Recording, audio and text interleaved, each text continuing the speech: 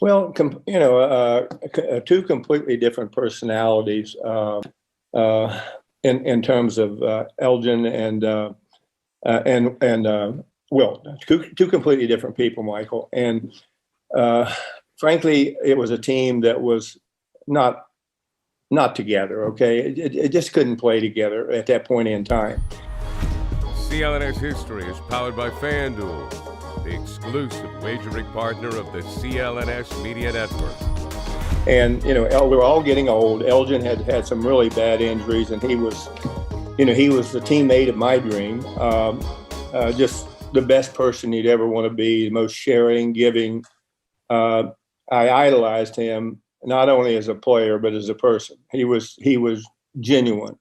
And Will all of a sudden had this big personality, and someone who, if you don't know people like that and you know some of the things they do, you're almost reluctant to even say hello and pretty soon you find out you find out he's a great guy.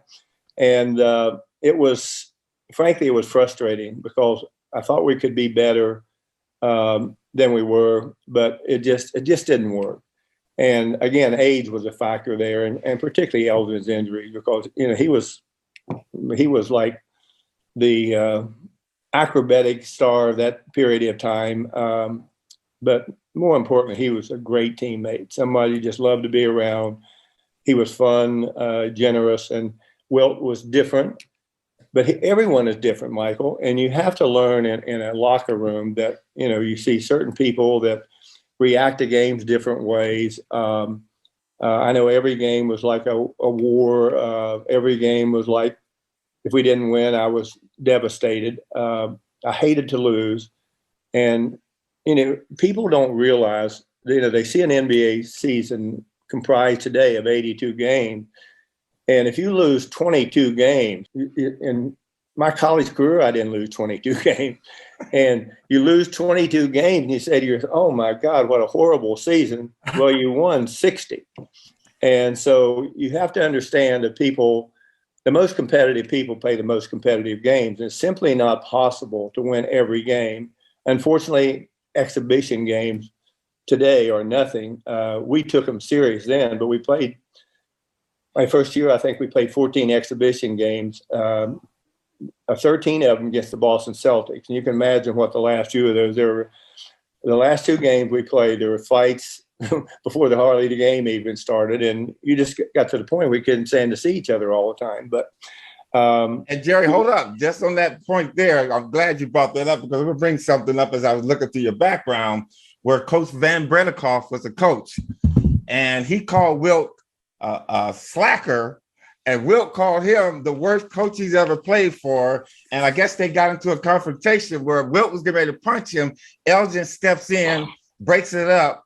And again, I know what you're talking about, chemistry. And with that being said, your 25-point average was the lowest of your career because you felt the chemistry wasn't there with the team.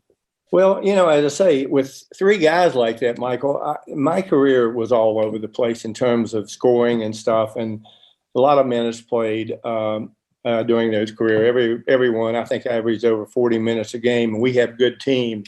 I think 6 times in my career, I averaged over 40 points. So we had a lot of blowout. But the problem is that respect. When you're trying to assimilate yourself and make yourself a team, it wasn't dependent. This team wasn't dependent on Baylor and West to lead in scoring, and we did every year, the two of us. That's not the way to play basketball, Michael. It's not fun, and it's really taxing on you both physically and mentally.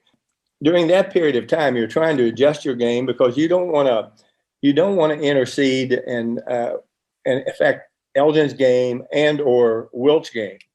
And Wilt had gotten to the point where, he wasn't scoring a huge amount of points a night. His presence out there, rebounding wise, blocking shots. And Michael, he was a very good passer. Yeah. He actually led the league in assists, and people did not know that. But it just was not a match made in heaven. It was not. And it just didn't mesh. And to say there's adversarial feelings between the coach, the biggest player in the league at that time in terms of size and probably personality. And that was not fun to be around. I will tell you, it was not. And, people were asking you to take sides. Should I take the side of a player or take the side of the coach? And don't get me wrong, okay? Michael, whoever I played for as a coach, whatever he asked me to do, I did. If I even didn't believe it, I did it. And it was, coaches back then were completely different than they are today.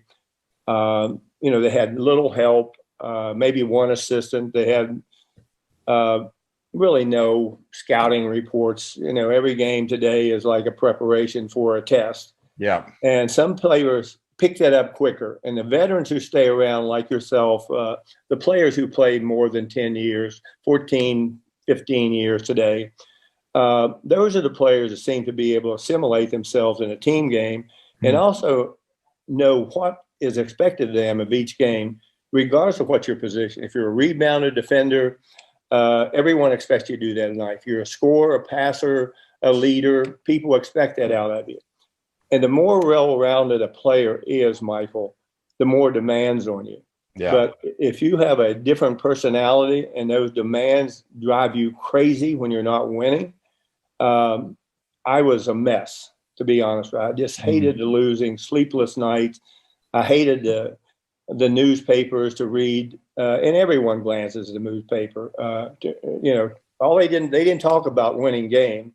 They talked about personalities and who didn't like who, and had nothing to do with the game. But it was a crazy time in my life, and not the best of times. Take your first swing at betting MLB on FanDuel and get 10 times. It's 10 times your first bet amount in bonus bets and up to $200. Just bet $20 and you'll land $200 in bonus bets, win or lose. That's $200 you can spend betting everything from the money line to the over-under to who you think is going to be, hitting the first home run. All in the app that's safe, secure, it's super easy to use. Plus, when you win, you get paid instantly. There's no better place to bet on MLB than FanDuel, America's #1 sportsbook. So sign up today and visit FanDuel.com/Boston and get up to $200 in bonus bets. That's FanDuel.com/Boston. FanDuel, official partner of Major League Baseball.